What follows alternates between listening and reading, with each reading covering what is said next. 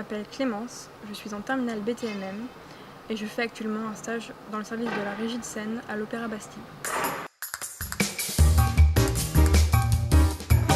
En fait, c'est lors de mon premier stage de 4e que j'ai fait à l'Opéra national du Rhin, où j'ai découvert tous les services de l'opéra. Et celui qui m'a le plus intéressé, c'est celui de la régie de scène.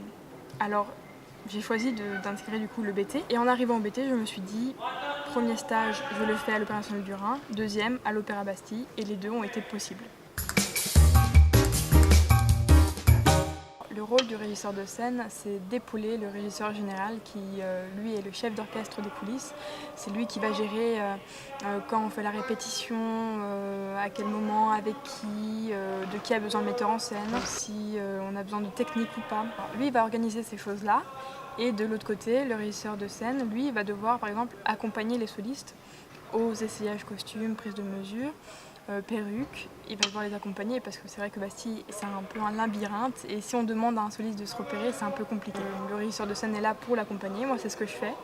On m'a délégué cette tâche. En général, dès qu'il y a un essayage, je sais que c'est pour moi.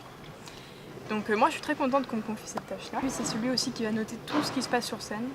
Pas tout, parce que sinon c'est l'assistant de mise en scène, mais il va noter une grande partie des choses qui se passent sur scène, si l'artiste va passer devant une personne, si elle va faire des mouvements, la place des artistes au début de la scène ou même pendant la scène, la place des chœurs, on note tous les noms des chœurs, où ils sont, comment ça se situe. S'il en manque un, du coup on le voit directement. C'est très polyvalent en fait comme métier, on peut faire beaucoup de choses et il y a beaucoup de choses qui n'ont aucun rapport entre elles en fait.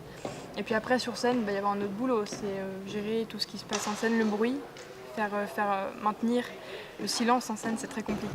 Comme là, voilà, c'est faire en sorte que la production se passe bien et dans des conditions optimales. Il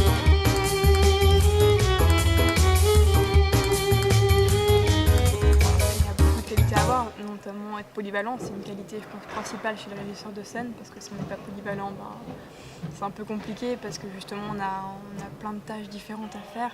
L'anticipation, c'est très important aussi parce qu'on peut avoir, donc c'est du spectacle vivant, on peut avoir des imprévus. Très souvent on a des imprévus.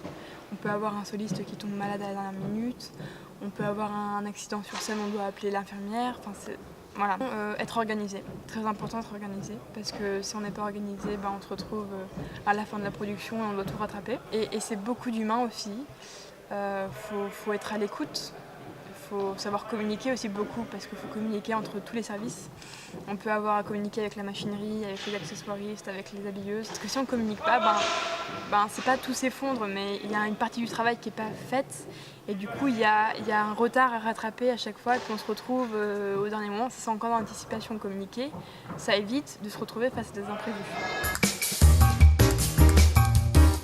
La différence entre Bastille et tous les opéras de France, je pense, c'est que Bastille, c'est énorme. Les ateliers sont sur place, ils sont dans Bastille.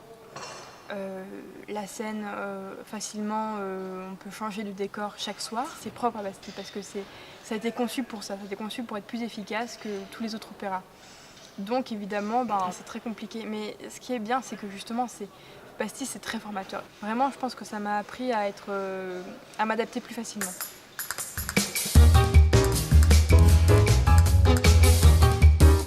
Actuellement, je suis sur une production qui s'appelle La Fille de neige, ou Snegourouchka en russe, de Rimsky-Korsakov.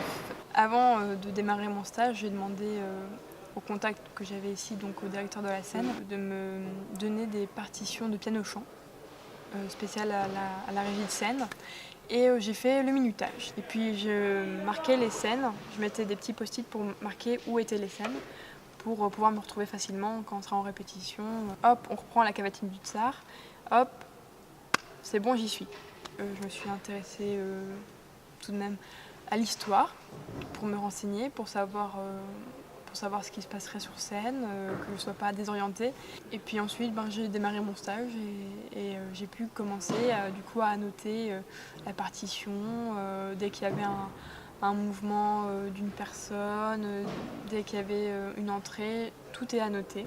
Parce que nous, ce qui est bien, c'est qu'on a le repère musical et on sait sur quelle partie de la musique on doit donner le top. Et du coup, ça nous permet d'avoir une vision globale de tout ce qui se passe et de tout ce qui va se passer.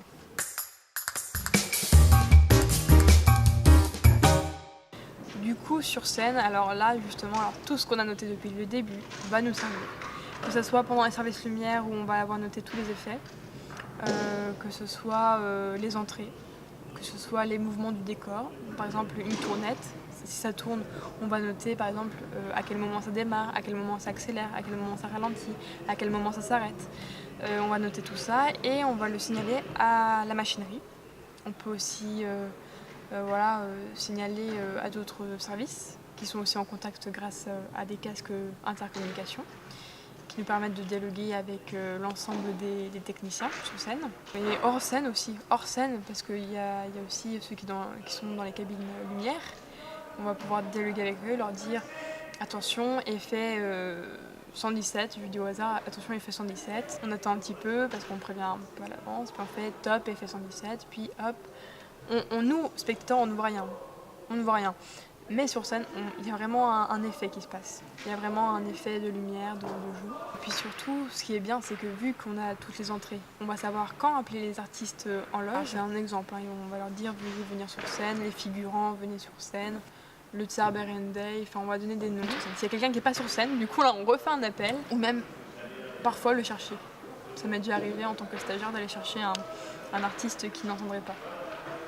Mais bon, là il n'y a aucune raison qu'ils n'entendent pas, parce qu'il y a même des haut-parleurs dans les toilettes.